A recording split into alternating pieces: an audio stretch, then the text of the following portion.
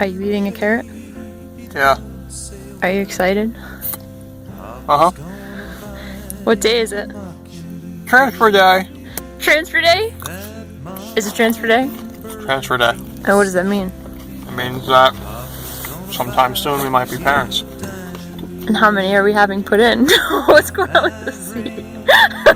Too many. Too many? Too many. Aw. Let's get a selfie together. We're just getting ready to go in. It's transfer day. It's the big day, right, Matt? That's right.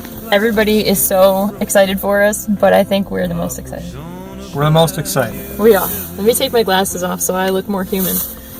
That's better. Can I have a kiss? I was eating a carrot, so I have carrot breath. I have carrot breath too, but that's okay. Maddie drove me here today. We're pretty excited. I'll be excited on February 1st. But we're excited too. When we check. I love you. Thank you for breakfast this morning. Okay.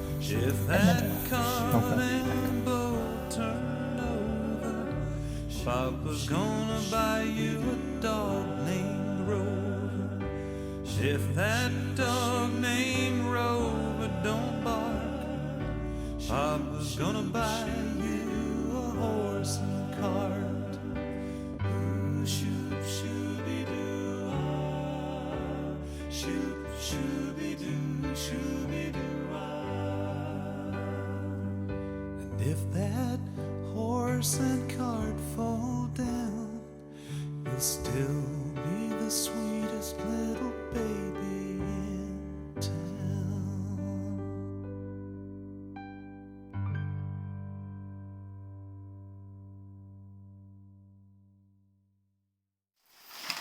So good evening, everybody. Tonight is the day, actually, today was the day of the transfer. We ended up having a 5-day blastocyst put in us today, and just going to share a little bit how that went. We showed up, pretty much got into a surgical gown, blue cap. They verified our information, and then they came in and discussed with us the quality of the eggs that we had. Now, if you remember, we had 19 that were harvested, 16 fertilized, and 15 continued on. So it look, I'm sorry, 16 fertilized, yeah, I don't know, whatever.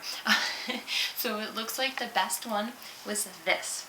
And there's kind of a cute story about it, is that we anticipated 2 blastocysts being placed in, but they decided that because the quality of this embryo was so high, they highly advised against putting 2 in, because the rate of multiple births, which is twins, was way too high. They didn't want us to do that, and there's a lot of risk with twins. There's still a chance that this one may split, but we're very comfortable with having the choice of 1 child. As you can see in the picture, I know it's going to be hard to see on film, but it's perfectly round. It's well over 200 cells. In fact, it was advancing so much that you can see this spot right here. That's actually the baby. And this area right here is the placenta. So it's growing so well that the baby, we can already see it. And I'll tell you kind of how the story goes. We got in, when I got into the room, they asked me to step into a small little changing room and put my clothing into a locker. And it was the same room that I had my retrieval in. So I took off my clothes and my shoes, and I got to choose whatever locker I wanted. And my favorite number is number 7. So locker number 7 was available both days. So I opened it up, put my clothes in, fine. So when we finally got the news that this was going to be our baby, she had a whole list showing us the quality and the grading of each embryo. And oddly enough, I just said, okay, I said I really wanted 2 because I don't want to go through this again. What if it fails? And I said, just out of curiosity, what number on the list was this, this embryo? And she said, yeah, but it's not in the health, this wasn't like number 1 because it's healthy, number 2, number 3. She goes, it's just the way we got them out of you and fertilized them. And I was like, I know, but just tell me what number it was. And she flips open the paper, looks on the list, and it was number 7, my lucky number. That's when I said, we're doing this. So baby is now named Lucky 7. We don't know if it's a boy or a girl, although I'm going to go ahead and project what I feel. I think it's a boy, and Matt does too. Today when we were getting groceries right before going in, there was a man parked next to us, and he looked identical to my grandfather, who's no longer with us. So I kind of have a feeling that there's a lot of signs from heaven up there. Last picture I'm going to show you here. This is a picture of the actual placement of the embryo inside my uterus. You can see here's my full bladder. This is the uterus, and I know it's going to be hard to see, but there's a tiny little white dot. So I got to watch the catheter be placed in, and they actually inserted the baby. I laid there for about an hour afterwards, and I've been on bed rest the whole day, except to do this and work on the video and stuff. I am so excited. I cannot believe how well everything went with us.